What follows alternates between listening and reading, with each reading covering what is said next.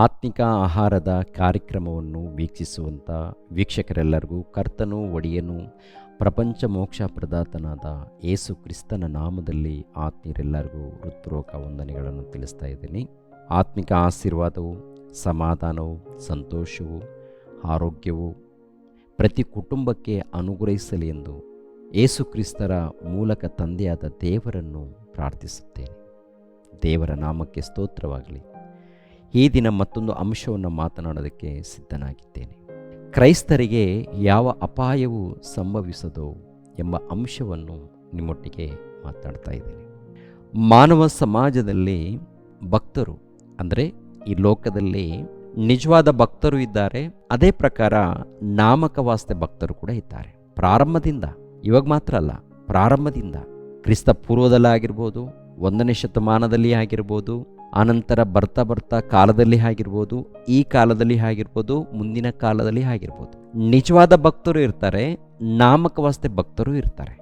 ನಿಜವಾದ ಭಕ್ತರ ವಿಷಯದಲ್ಲಿ, ನಾಮಕವಾಸ್ತೆ ಇದ್ದಂಥ ಭಕ್ತರ ವಿಷಯದಲ್ಲಿ, ಮೂಢಭಕ್ತಿಯಲ್ಲಿ ಇದ್ದಂಥವರ ವಿಷಯದಲ್ಲಿ ಅಲ್ಲ, ನಿಜವಾದ ಭಕ್ತರ ವಿಷಯದಲ್ಲಿ ಮಾತನಾಡುವಂಥ ಮಾತುಗಳು ಏನ್ರಿ, ಕ್ರೈಸ್ತರಿಗೆ ಯಾವ ಅಪಾಯವೂ ಸಂಭವಿಸೋದು ಅಂದರೆ ಸಂಭವಿಸುತ್ತಾ? ಕ್ರೈಸ್ತರಿಗೆ ಅಪಾಯವು ಇದೆಯಾ? ಕಷ್ಟಗಳಿದೆಯಾ? ಅಪಾಯಗಳು ಸಂಭವಿಸುತ್ತಾ? ಸಂಭವಿಸೋದಿಲ್ವಾ? ನೋಡುವಾಗ ಒಂದು ವಾಕ್ಯವನ್ನು ನಾವು ಗಮನಿಸೋಣ. ಕೀರ್ತನೆ ಗ್ರಂಥ 4ನೇ ಅಧ್ಯಾಯ 8ನೇ ವಚನ.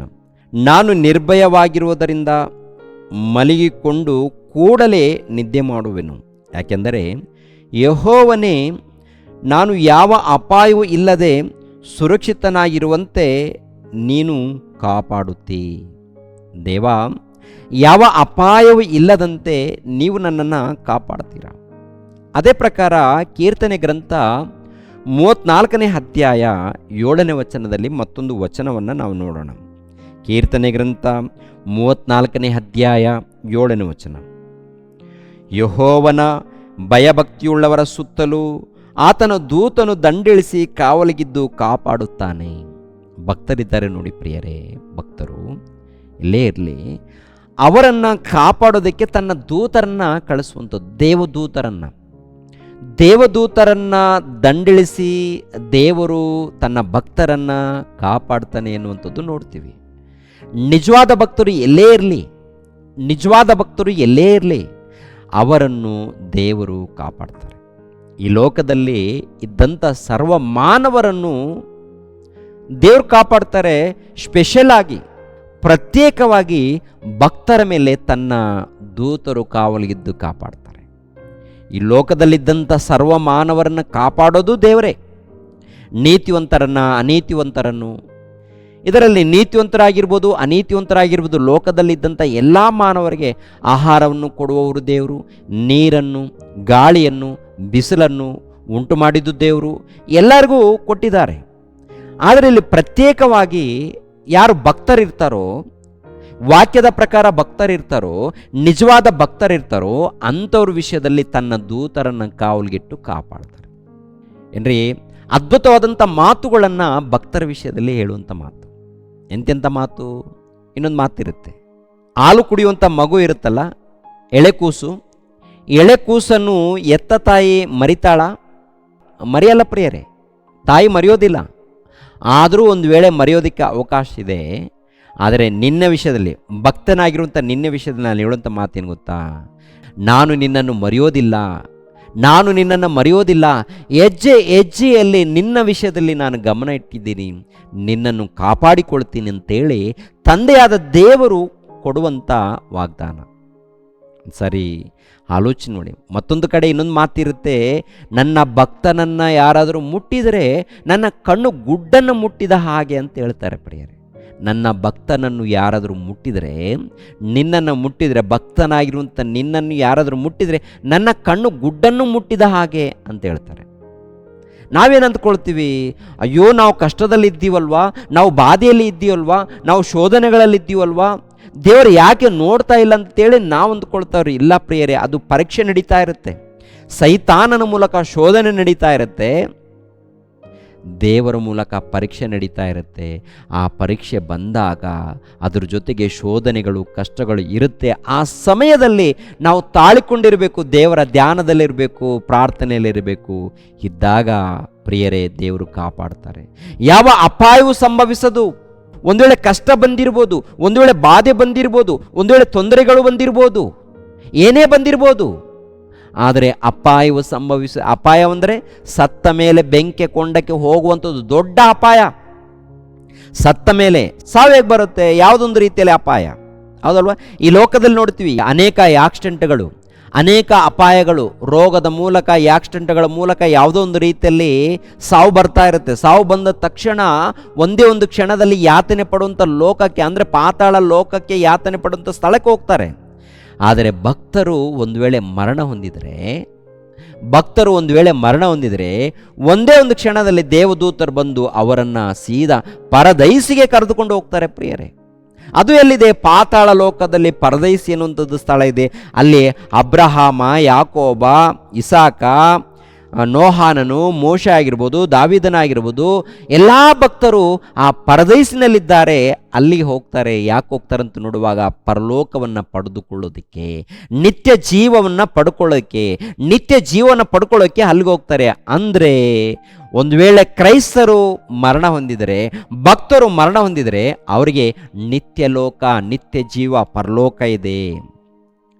ಆದ್ದರಿಂದ ಯಾವುದೇ ಕಾರಣಕ್ಕೂ ಭಯಪಡುವಂಥ ಅವಶ್ಯಕತೆ ಇಲ್ಲ ಪ್ರಿಯರಾದ ದೇವರ ಮಕ್ಕಳಿರ. ಯಾಕಂದರೆ ದೇವರು ನಮ್ಮ ಜೊತೆಯಲ್ಲಿದ್ದಾರೆ. ದೇವರ ಜೊತೆಯಲ್ಲಿದ್ದು ಕಾಪಾಡ್ತಾರೆ, ಕನಿಕರಿಸ್ತಾ ಇದ್ದಾರೆ.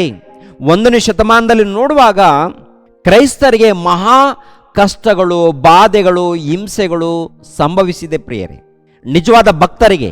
ಅದಕ್ಕೆ ದೇವರು ಹೇಳುವಂಥ ಮಾತನ್ನು ನಾವು ಗಮನಿಸೋಣ. ಪ್ರಕಟಣೆ ಗ್ರಂಥ 2ನೇ ಅಧ್ಯಾಯ 8ನೇ ವಚನವನ್ನು ನೋಡೋಣ. 8ನೇ ವಚನ, 9ನೇ ವಚನ. ಸ್ಮರಣದಲ್ಲಿರುವ ಸಭೆಯ ದೂತನಿಗೆ ಬರೆ, ಸತ್ತವನಾಗಿದ್ದು ಜೀವಿತನಾಗಿ ಬಂದ ಆದ್ಯಂತನು ಹೇಳುವುದೇನೆಂದರೆ, ನಾನು ನಿನ್ನ ಸಂಕಟವನ್ನು, ನಿನ್ನ ಬಡತನವನ್ನು ಬಲ್ಲೆನು, ಆದರೂ ನೀನು ಐಶ್ವರ್ಯವಂತನು.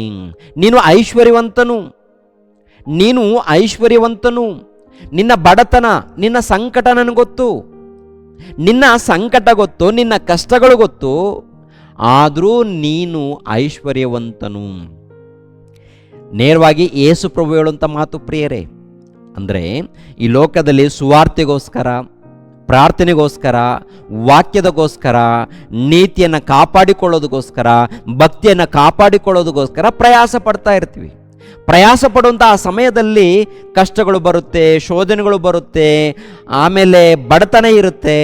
ಈ ಬಡತನ ಇದ್ದರೂ, ಬಾಧೆ ಇದ್ದರೂ, ನೋವಿದ್ರೂ, ಏನಿದ್ರೂ ಪರವಾಗಿಲ್ಲ, ದೇವರ ಧ್ಯಾನದಲ್ಲಿ ಹೋಗ್ತೀವಲ್ವಾ, ಅಂಥದ್ದು ನೋಡಿ ದೇವರು ಮೆಚ್ಚುತ್ತಾರೆ ಪ್ರಿಯರೇ.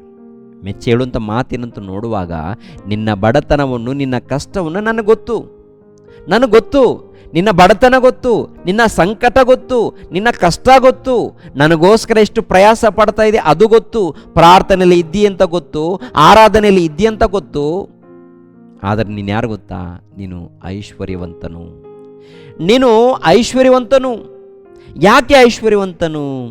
ನನಗೋಸ್ಕರ, ನನ್ನ ವಾಕ್ಯದಗೋಸ್ಕರ ಭಕ್ತಿಯಿಂದ, ನಂಬಿಕೆಯಿಂದ ನೀನು ಜೀವಿಸ್ತಾ ಇದ್ದೀಯಾ ಅಂತೇಳಿ ಸ್ಮರಣದಲ್ಲಿ ಇದ್ದಂಥ ಸಭೆಯವರಿಗೆ ಹೇಳುವಂಥ ಮಾತು, ಭಕ್ತರಿಗೆ ಹೇಳುವಂಥ ಮಾತು, ನಿಜವಾದ ಕ್ರೈಸ್ತರಿಗೆ ಹೇಳುವಂಥ ಮಾತು ಏನ್ರಿ? ಯೇಸುಪ್ರಭು ಮಾತು ಹೇಳುವಂಥ ಆ ಸಮಯದಲ್ಲಿ ಆ ಸಭೆಯವರು ಬಹಳ ಕಷ್ಟದಲ್ಲಿದ್ದಾರೆ, ಶೋಧನೆಗಳಲ್ಲಿದ್ದಾರೆ, ಹಿಂಸೆಯಲ್ಲಿ, ಬಡತನದಲ್ಲಿ. ಈಗಿನ ಕಾಲದಲ್ಲಿ ಬಡತನ ಇದ್ದರೆ ನಾವು ಸಹಿಸ್ಕೊಳ್ತೀವ?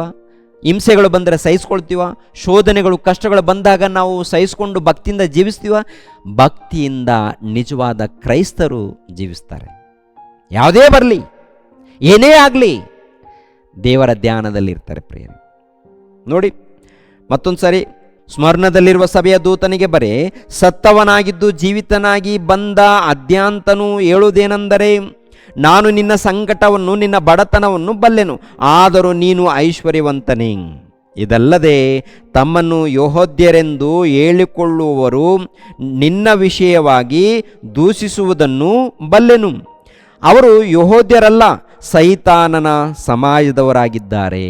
ಅಂದರೆ ಯಹೋದ್ಯರೆಂದು ಹೇಳಿಕೊಳ್ಳುವಂಥ ಸುಳ್ಳು ಯಹೋದ್ಯರು ಕ್ರೈಸ್ತರನ್ನು ಅವಮಾನ ಪಡಿಸ್ತಾ ಇದ್ದಾರೆ, ಭಕ್ತರನ್ನು ಅವಮಾನ ಪಡಿಸ್ತಾ ಇದ್ದಾರೆ. ನೀವು ದೇವರ ಭಕ್ತರಲ್ಲ, ನಿಮ್ಮ ಭಕ್ತಿ ನಿಜವಾದ ಭಕ್ತಿಯಲ್ಲ, ನೀವು ವಾಕ್ಯದ ಪ್ರಕಾರ ಇಲ್ಲ, ನೀವು ವಿರುದ್ಧವಾಗಿದ್ದೀರಂತೇಳಿ ಕ್ರೈಸ್ತರನ್ನು, ಯೇಸು ಕ್ರಿಸ್ತರನ್ನು ಹಿಂಬಾಲಿಸುವಂಥ ಕ್ರೈಸ್ತರನ್ನು ಅವಮಾನ ಪಡಿಸ್ತಾ ಇದ್ದಾರೆ, ನಿಂದಿಸ್ತಾ ಇದ್ದಾರೆ. ಅವರನ್ನು ಕುರಿತು ಯೇಸು ಪ್ರಭು ಹೇಳಿರುವಂಥ ಮಾತೇನಂತ ನೋಡುವಾಗ, ಅವರು ನಿಜವಾದ ಯಹೋದ್ಯರು ಅಲ್ಲ, ಅವರು ಸೈತಾನನ ಸಮಾಜದವರು, ಅವರು ಸೈತಾನನ ಸಮಾಜದವರು. ನೀವು ಭಯಪಡಬೇಡಿ, ನೀವು ಭಯಪಡಬೇಡಿ. 10ನೇ ವಚನ ನೋಡಿ ಪ್ರಿಯರೇ, ನಿನಗೆ ಸಂಭವಿಸುವುದಕ್ಕಿರುವ ಬಾಧೆಗಳಿಗೆ ಹೆದರಬೇಡ. ಹೀಗೋ ನೀವು ದುಷ್ಪ್ರೇರಣೆಗೆ ಒಳಗಾಗುವಂತೆ ಸೈತಾನನು ನಿಮ್ಮಲ್ಲಿ ಕೆಲವರನ್ನು ಸೆರೆಮನೆಯೊಳಗೆ ಹಾಕುವುದಕ್ಕಿದ್ದಾನೆ ಮತ್ತು 10 ದಿನಗಳ ತನಕ ನಿಮಗೆ ಸಂಕಟವಿರುವುದು. ನೀನು ಸಾಯಬೇಕಾದರೂ ನಂಬಿಗಸ್ತನಾಗಿರು, ನಾನು ನಿನಗೆ ಜೀವವೆಂಬ ಜಯಮಾಲೆಯನ್ನು ಕೊಡುವೆನು. ದೇವರ ಆತ್ಮನು ಸಭೆಗಳಿಗೆ ಹೇಳುವುದನ್ನು ಕಿವಿಯುಳ್ಳವನು ಕೇಳಲಿ. ಜಯ ಹೊಂದುವವನಿಗೆ 2ನೆಯ ಮರಣದಿಂದ ಕೇಡಾಗುವುದೇ ಇಲ್ಲವೆಂದು ಯೇಸು ಪ್ರಭು ಹೇಳುವಂಥ ಮಾತು. ಅಂದರೆ 10 ದಿನಗಳ ನಿನಗೆ ಸಂಕಟ ಇರುತ್ತೆ. 10 ದಿನಗಳಂದರೆ ಸ್ವಲ್ಪ ಕಾಲ ನಿನಗೆ ಸಂಕಟಗಳಿರುತ್ತೆ. ನೀನು ಪ್ರಾಣದಿಂದ ಇರುವ ತನಕ ಸ್ವಲ್ಪ ಕಾಲ ಶ್ರಮೆಗಳು ಇರುತ್ತೆ, ಸಂಕಟಗಳು, ಶೋಧನೆಗಳು, ಬಾಧೆಗಳಿರುತ್ತೆ. ಭಯಪಡಬೇಡಿ, ನಾನು ನಿಮ್ಮ ಜೊತೆಯಲ್ಲಿದ್ದೀನಿ. ಯಾವುದೇ ಕಾರಣಕ್ಕೂ ನಿಮಗೆ ಯಾವ ಅಪಾಯ ಉಂಟಾಗಲ್ಲ, ನೀವು ಭಯಪಡಬೇಡಿ. ಒಂದು ವೇಳೆ ಕಷ್ಟ ಬರ್ಬೋದು, ಶೋಧನೆ ಬರ್ಬೋದು. ಈ ಕಷ್ಟ ಶೋಧನೆ ಬಂದಾಗ ನೀವು ಸಂತೋಷ ಪಡಿ, ಉಲ್ಲಾಸ ಪಡಿ. ಯಾಕೆಂದರೆ ಪರಲೋಕದಲ್ಲಿ ನಿಮಗೆ ಬಹಳ ಫಲ ಸಿಗುತ್ತೆ ಅಂತೇಳಿ ಯೇಸು ಕ್ರಿಸ್ತರು ಹೇಳುವಂಥ ಮಾತು ಪ್ರಿಯರೇ. ಪರಲೋಕದಲ್ಲಿ ಬಹಳ ಫಲ. ಈ ಲೋಕದಲ್ಲಿ ಕಷ್ಟ, ನಷ್ಟ, ಶೋಧನೆಗಳು ಸ್ವಲ್ಪ ನಡೆಯುತ್ತೆ, ಆದರೆ ಯಾವ ಅಪಾಯವೂ ಸಂಭವಿಸದು. ಯಾವ ಅಪಾಯವು ಅಂದಾಗ, ಒಂದು ವೇಳೆ ನಾವು ಸತ್ತೋದರೆ ನಿತ್ಯ ಜೀವನ ಪಡಿತೀವಿ, ಪರಲೋಕವನ್ನು ಪಡ್ಕೊಳ್ತೀವಿ, ಪರಲೋಕದಲ್ಲಿ ಬಹಳ ಫಲವನ್ನು ಪಡ್ಕೊಳ್ತೀವಿ. ಆಗಿರುವಾಗ ಅಪಾಯ ಎಲ್ಲಿ? ಈ ಲೋಕದಲ್ಲಿ ಕಷ್ಟಗಳಿರುತ್ತೆ ಸ್ವಲ್ಪ, ಅದು ತಾತ್ಕಾಲಿಕವಾದದ್ದು. ಆಮೇಲೆ ಹಿಂಸೆಗಳಿರುತ್ತೆ, ಅದು ಕೂಡ ಸ್ವಲ್ಪ. ಅದು ಅನುಭವಿಸಿದರೆ ನಮಗೆ ಪರಲೋಕದಲ್ಲಿ ಬಹಳ ಫಲ ಇರುತ್ತೆ ಅಂತೇಳಿ ಯೇಸು ಪ್ರಭು ಹೇಳುತ್ತಾರೆ. ಮತ್ತು ಯೇಸು ಕ್ರಿಸ್ತರ ಮಾತನ್ನು ನಂಬ್ತಾ ಇದ್ದೀರಾ? ಯೇಸು ಕ್ರಿಸ್ತರ ಮಾತಿಗೆ ವಿಧೇಯರಾಗ್ತಾ ಇದ್ದೀರಾ? ಅಥವಾ ಅಪನಂಬಿಕೆಯಿಂದ ಜೀವಿಸ್ತಾ ಇದ್ದೀರಾ? ಒಂದ್ಸಾರಿ ನಿಮ್ಮನ್ನು ನೀವು ಪರಿಶೋಧನೆ ಮಾಡಿಕೊಳ್ಳಿ ಪ್ರಿಯರೇ. ಯಾಕೆಂದರೆ ಕೊನೆ ಕಾಲದಲ್ಲಿದ್ದೀವಿ. ಯಾವಾಗ ಪ್ರಾಣ ಹೋಗುತ್ತೋ ಗೊತ್ತಿಲ್ಲ, ಯಾವಾಗ ಉಸಿರು ನಿಂತು ಹೋಗುತ್ತೋ ಗೊತ್ತಿಲ್ಲ. ನಾವು ದೇವರ ಧ್ಯಾನದಲ್ಲಿ, ಭಕ್ತಿಯಲ್ಲಿ ನಿರಂತರ ದೇವರಿಗೋಸ್ಕರ ಜೀವಿಸಬೇಕು. ಪರಲೋಕದಲ್ಲಿ ಬಹಳ ಫಲ ಸಿಗುತ್ತೆ. ಆ ಫಲವನ್ನು ನಾವು ಪಡ್ಕೊಳ್ಬೇಕಾದ್ರೆ ಈ ಲೋಕದಲ್ಲಿ ದೇವರ ಧ್ಯಾನದಲ್ಲಿ, ಭಕ್ತಿಯಲ್ಲಿ ನಾವು ಜೀವಿಸಬೇಕು ಪ್ರಿಯರೇ. ಓಕೆ, ದೇವರು ನಿಮ್ಮನ್ನು ನನ್ನನ್ನು ಆಶೀರ್ವದಿಸಲಿ. ಎಲ್ಲರೂ ತಲೆಬಾಗಿಸಿರಿ, ಪ್ರಾರ್ಥನೆ ಮಾಡಿ ಮುಗಿಸುತ್ತೇನೆ. ಸರ್ವವನ್ನು, ಸರ್ವಲೋಕವನ್ನು ಉಂಟು ಮಾಡಿರುವಂಥ ಮಹೋನ್ನತನಾದಂಥ ನಮ್ಮ ತಂದೆಯೇ, ಮಹಾಪರಿಶುದ್ಧನಾದಂಥ ನಮ್ಮ ದೇವ, ಅಗಮ್ಯವಾದ ಬೆಳಕಿನಲ್ಲಿ ವಾಸಿಸುವಂಥ ನಮ್ಮ ತಂದೆಯೇ, ನಿಮಗೆ ಸ್ತೋತ್ರಗಳು ತಂದೆ, ನಿಮಗೆ ಕೃತಜ್ಞತೆಗಳು ತಂದೆ. ನಿಮ್ಮ ಧ್ಯಾನದಲ್ಲಿ, ಭಕ್ತಿಯಲ್ಲಿ, ನಿರಂತರ ನಿಮ್ಮ ಸೇವೆಯಲ್ಲಿ ಜೀವಿಸುವಂತೆ ಆಶೀರ್ವದಿಸಿ. ನೇರ ಪ್ರಸಾರವನ್ನು ವೀಕ್ಷಿಸುವಂಥ ಎಲ್ಲ ವೀಕ್ಷಕರನ್ನು, ಎಲ್ಲ ಆತ್ಮೀಯರನ್ನು ಬಲಪಡಿಸಿ. ಪ್ರತಿ ಕುಟುಂಬಕ್ಕೆ ನೆಮ್ಮದಿಯನ್ನು, ಸಮಾಧಾನವನ್ನು, ಸಂತೋಷವನ್ನು, ಆತ್ಮಿಕ ಆಶೀರ್ವಾದವನ್ನು ದಯಪಾಲಿಸಿ. ಯೇಸು ಪವಿತ್ರ ನಾಮದಲ್ಲಿ ಬೇಡಿ ಹೊಂದಿದೆಯಪ್ಪ ತಂದೆಯೇ, ಆಮೇನ್. ಎಲ್ಲರಿಗೂ ವಂದನೆಗಳು.